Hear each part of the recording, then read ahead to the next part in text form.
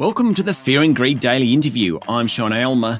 The federal government's Jobs and Skills Summit gets underway today. The goal of the summit is clear: lifting wages, improving productivity, and easing skills shortages.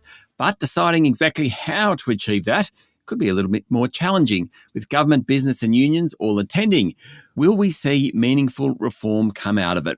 One of those invited to attend the summit is industrial relations expert Professor Anthony Forsyth from the College of Business and Law at RMIT University. Anthony, welcome back to Fear and Greed. Good to be back with you, Sean. So, are we overdue for a summit like this? Yes and no. I mean, the really big one was the summit on economic reform of the Hawke government in the very early days of his term in office in 1983. This is a bit like that in terms of getting business and unions and other groups with an interest in economic progress, wage increases and productivity around the table. The Morrison government did try a version of this in the first year of the pandemic. It was really more focused on industrial relations reform, and it wasn't really productive of much at all, just a bill that by the time it got through the Senate in March last year, there was only one part of it relating to casual work that landed. And that's because the agreement between the employer and union interests then just kind of disintegrated over the period of that process. So, look, new government, fresh day, new start from the Albanese Labor government. So I think it's a great idea to try and tackle these issues through consensus. Do you think there's a willingness to be consensual? So this is unions and business and other interest groups, I mean, political parties not the least, including the Greens and the Coalition.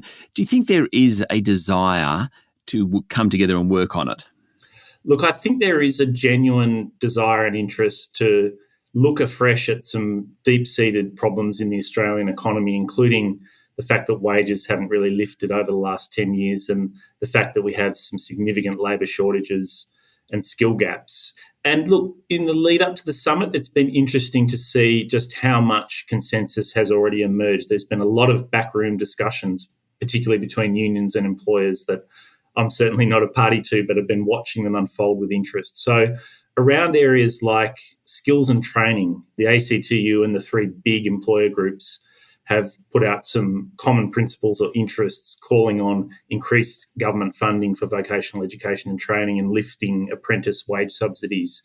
So that's an area of definite agreement. ACOS, Council of Social Service, and ACTU and BCA put out a joint statement on full employment and the objective of lifting the rate of job seeker.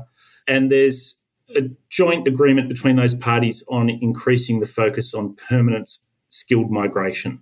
So look, those are the areas where we're seeing genuine consensus emerge prior to the summit.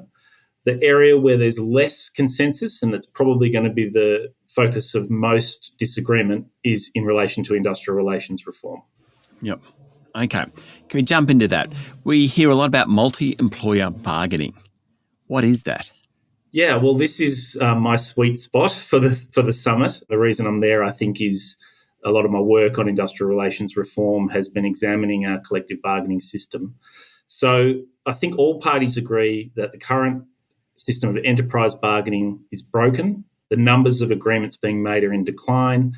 And this is, for the government, the problem in terms of how do we lift real wages, because it's only through above award bargaining that people get wage increases, apart from those that are set in the annual wage case by the Fair Work Commission for people on the minimum wage or award-based workers.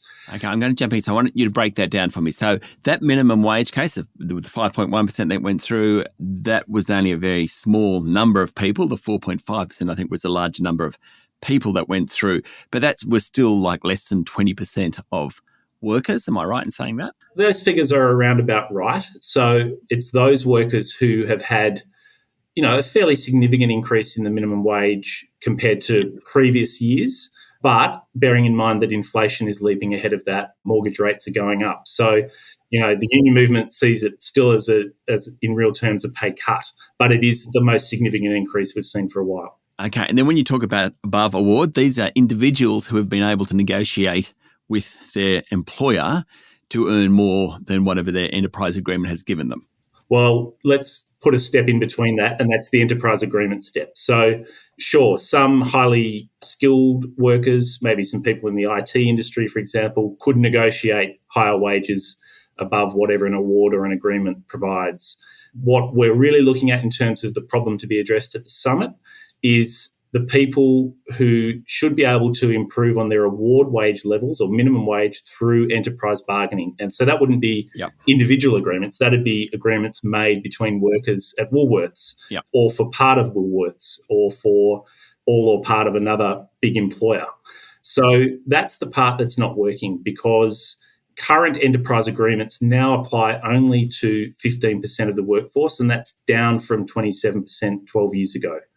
So one of the reasons, and this comes back to your question about multi-employer bargaining, the analysis of why this system isn't working is different for business and for unions. For unions, it's because bargaining is limited to each separate enterprise. Woolworths supermarkets taken as a whole employer, or each different childcare centre or group of childcare centres run by one business.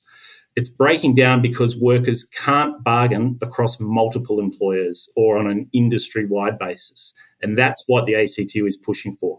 For business, the problems are different altogether. Their concern is that it's a complex system.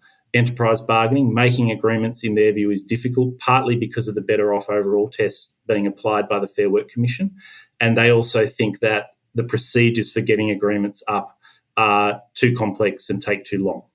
Stay with me, Anthony. We'll be back in a minute.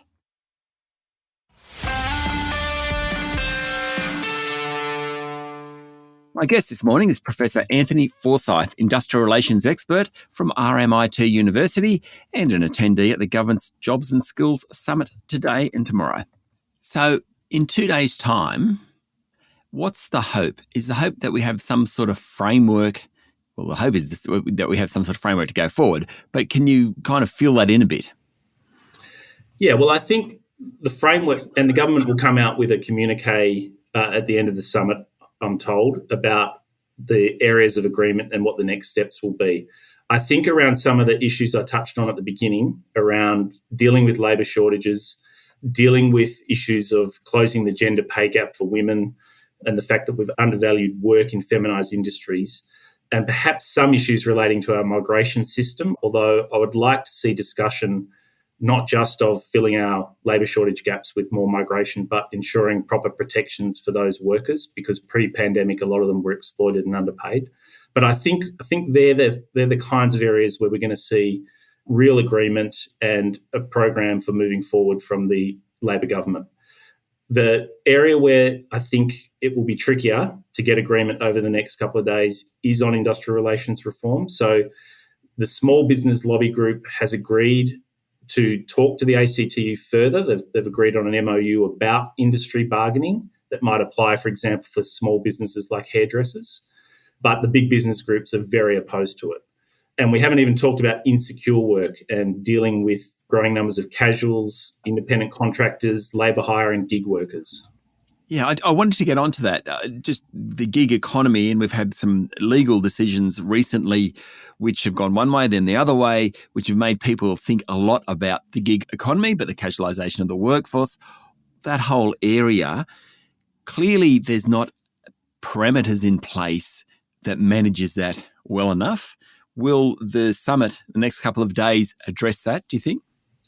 Yeah, look, I think safe and secure work is the topic of the panel on Thursday morning after the one on wages and bargaining. So I'm hoping that issues relating to casuals, labour hire and gig work get some attention there. But you're absolutely right, and this is what I first spoke to you on your podcast about 2 years ago. The gig economy is a gaping hole of an absence of regulation where platforms have really just been allowed to come into Australia, as they've done all around the world, with a model where they label people contractors and therefore bypass employment and safety regulation. And food delivery riders have been killed because of this blurred responsibility or avoidance of responsibility. That's just one of the outcomes. Yeah. So you mentioned that the court decisions, the High Court earlier this year in some cases not relating to gig workers but to independent contractors in other contexts, basically laid down a new test which says you look at the formal terms of a contract and not how it actually operates or any inequality of bargaining power between parties to work out if someone is genuinely an employee or a contractor. Those decisions have been applied by the Fair Work Commission since then in cases involving Uber and Deliveroo, where the Fair Work Commission has basically said our hands are tied by the High Court. We can see the reality of what's going on at Deliveroo, but we can't hand down a ruling that says that those riders are employees, and therefore an earlier decision awarding reinstatement to a sacked Deliveroo rider was overturned. So that's the situation we're now left with. There's a desperate need for regulation to fix this problem and overturn those High Court decisions so courts can look at the reality of gig work and apply employment standards accordingly.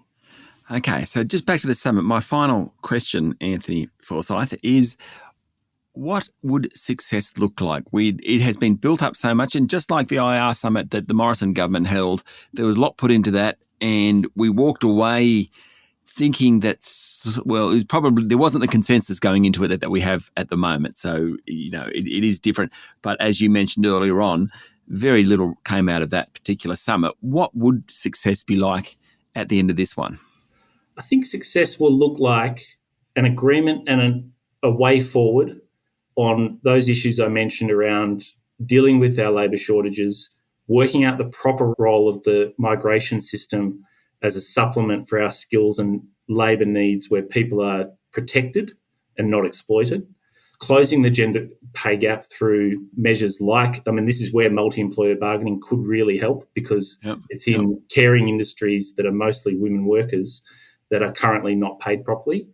And on the tricky industrial relations issues where there's less scope for agreement, it would seem, I think success would look like at least having addressed those issues and thrashed them out and then maybe working out a way forward over the next few months. The next step in the process for the government is a white paper. They haven't put a time frame on that. But in industrial relations reform, there will be legislation developed to address this issue around bargaining and around insecure work. And it's a question, I guess, of how much the government can get the employers on board or the employers can accept something that they can live with. That is the challenge of the summit. I must say it has been really interesting this last week to see the head of the BCA, Jennifer Westacott, and the head of the ACTU, Sally McManus, kind of side by side at times. And both very impressive individuals, but at least the perception looks good going into it.